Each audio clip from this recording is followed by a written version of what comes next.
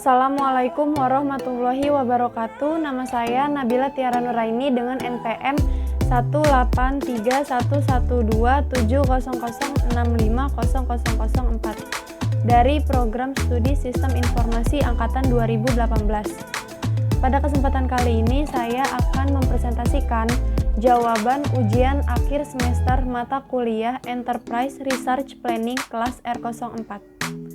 Berikut soal dan jawabannya. Untuk soal nomor 1, berikan contoh pre-sale activity. Pre-sale activity atau aktivitas pre-sale merupakan kegiatan marketing seperti menghubungi customer melalui telepon, kunjungan, dan surat menyurat. Contoh aktivitas dari pre-sale yaitu melakukan kontak dengan pelanggan melalui teks, misalnya SMS atau chat, panggilan telepon, email, maupun bertatap muka secara langsung. Selanjutnya, soal yang kedua, jelaskan production planning pada SAP ERP. Jawabannya, production planning atau perencanaan produksi merupakan karyawan yang berinteraksi dengan sistem persediaan dan sales forecast untuk menentukan berapa banyak yang akan diproduksi. Dan production planning ini terdiri dari yang pertama sales forecasting, yaitu kegiatan untuk memprediksi kebutuhan produk perusahaan ke depannya. Lalu yang kedua, Sales and Operation Planning atau Aggregate Planning, yaitu kegiatan menentukan apa yang akan diproduksi oleh perusahaan. Selanjutnya yang ketiga, Demand Management, yaitu perencanaan produksi dipecah menjadi unit waktu yang lebih kecil, seperti mingguan, harian, dan untuk memenuhi kebutuhan masing-masing produk secara individual. Selanjutnya yang keempat, Material Requirement Planning atau yang bisa disingkat dengan MRP, yaitu menentukan jumlah dan waktu pesanan pada bahan baku. Selanjutnya yang kelima, purchasing, yaitu informasi kuantitas dan waktu dari proses MRP yang digunakan untuk membuat PO bahan untuk dikirim ke pemasok yang sesuai. Selanjutnya yang keenam, detail scheduling, yaitu detail scheduling, menggunakan perencanaan produksi pada tahap demand management untuk detail dari jadwal produksi. Dan yang terakhir yang ketujuh, production, yaitu menggunakan jadwal produksi untuk mengatur operasi harian dan menjawab apa yang akan kita produksi dan tenaga kerja yang dibutuhkan untuk memproduksinya. Selanjutnya soal nomor 3, jelaskan perbedaan antara discrete manufacturing dan repetitive manufacturing. Jawabannya, discrete manufacturing merupakan manufaktur yang melibatkan produksi produk yang berbeda, dan setiap unit mungkin akan menghasilkan produk yang berbeda juga. Selanjutnya, repetitive manufacturing merupakan manufaktur berulang yang memiliki produksi produk yang identik atau sama.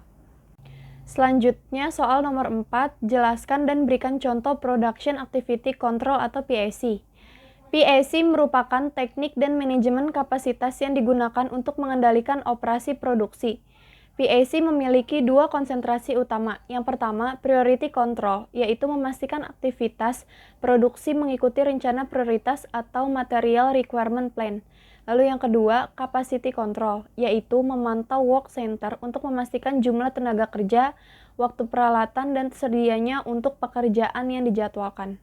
Dan contohnya bisa dilihat di gambar di bawah sini, yaitu Johnson Rules Scheduling, operation time dari job A, B, C, dan D pada mesin 1 dan mesin 2, yaitu job A pada mesin 1, 3, pada mesin 2, 2, job B pada mesin 1, 6, dan pada mesin 2, 8. Selanjutnya job C ya pada mesin 1, 5, dan pada mesin 2 yaitu 6. Dan yang terakhir job D pada mesin 1, 7, dan pada mesin 2, 4. Selanjutnya soal nomor 5, gambarkan flow process chart terkait dengan proses rekrutmen, interview, dan penerimaan.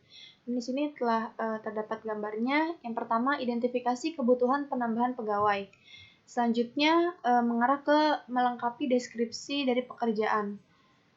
Kemudian mengirim permintaan penambahan pegawai ke human research. Selanjutnya proses pengklasifikasian. Kemudian rekrutmen reguler, dan di sini terdapat dua pengecualian apakah rekrutmen reguler ini berhasil atau tidak. Jika tidak, rekrutmen berdasarkan proyek artinya selesai. Kemudian jika iya, langkah selanjutnya yaitu rekrutmen internal. Kemudian kemudian memastikan kandidat apakah sesuai atau tidak. Jika tidak, mengecek ulang kembali database pelamar sebelumnya. Kemudian dilihat lagi apakah kandidat sudah sesuai atau tidak, dan jika tidak, mengarah lagi untuk menyusun strategi rekrutmen, kemudian memasang iklan, mengumpulkan pelamar baru, dan penentuan untuk menemukan kandidat baru. Di sini apakah iya atau tidak? Jika tidak, berarti jika tidak, tandanya rekrutmen pegawai telah selesai, dan jika iya, mengarah ke atur pertemuan dengan kandidat. Selanjutnya, setelah atur pertemuan dengan kandidat, langkah selanjutnya atur prawawancara. Setelah itu menyusun daftar pertanyaan untuk wawancara, kemudian melakukan wawancara, dan disinilah hasilnya apakah puas atau tidak. Jika tidak, berarti rekrutmen pegawai selesai, dan jika iya, lanjut untuk memilih kandidat.